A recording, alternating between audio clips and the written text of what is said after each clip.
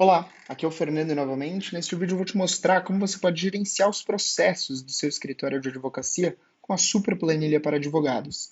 Se você ainda não conferiu os outros vídeos, eu recomendo que você confira para aprender como configurar a planilha do seu jeito, como cadastrar clientes, monitorar atividades e por aí vai.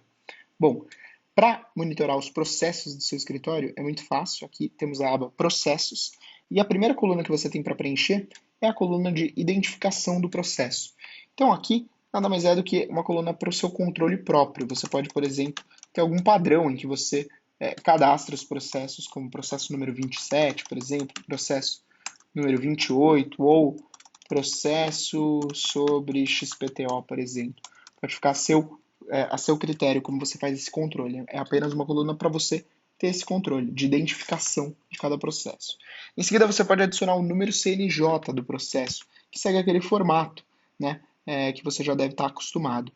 E aqui você pode então colocar o número CNJ do processo.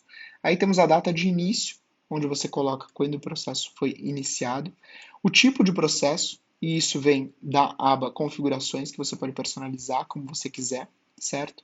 E aqui você define o nome do cliente, sobre quem esse processo diz respeito, sobre qual cliente seu. Aqui temos a coluna de foto e link que você não deve editar. Se você tentar, a planilha vai te dar um aviso. E você pode visualizar o cliente rapidamente clicando nesse link e indo até a aba Clientes. Bom, aqui ainda do processo, você define qual é o profissional responsável por esse processo, qual é a contraparte, por exemplo, companhia aérea ABC. A condição do cliente, se ele é o autor, réu, por aí vai. A categoria de atividade relacionada a esse processo, por exemplo, o direito do consumidor, certo? E a descrição do processo, se você quiser adicionar alguma coisa aqui, você pode adicionar como quiser. E aqui você controla a situação atual do processo, qual o status dele. Ele está concluído? Está não concluído?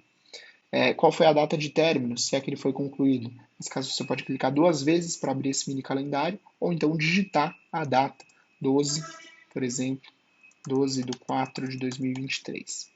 E aí a sentença, que você quiser colocar aqui, e algumas observações se você tiver para fazer, certo? Então é assim que você adiciona um processo. Você pode adicionar mais embaixo, como você quiser, e você pode, sempre que quiser, classificar de A a Z aqui, por exemplo. Aqui a gente não tem outras datas, mas eu vou adicionar, por exemplo, uma data anterior. Por exemplo, em janeiro aqui, vou adicionar outro número CNJ, aqui alguma outro tipo de processo, por exemplo, para esse outro cliente. Se eu quiser classificar todos os processos que estão aqui do menor para o maior em termos de data de início, eu posso clicar nesse botão, classificar de A a Z.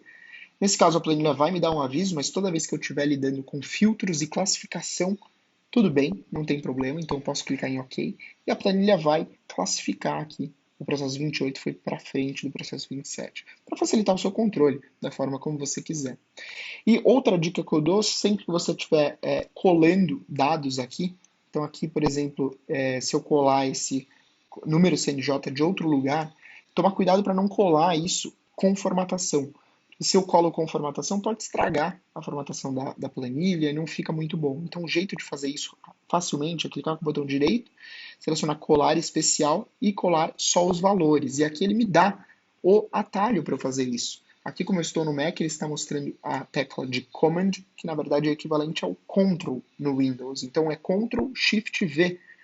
Ao invés de só Ctrl V, Ctrl Shift V cola sem a formatação, certo? E assim não tem problema de eu colar alguma coisa que vai estragar a planilha. Então essa é outra dica que eu te dou, certo? Então, se você tiver qualquer dúvida, estamos à disposição.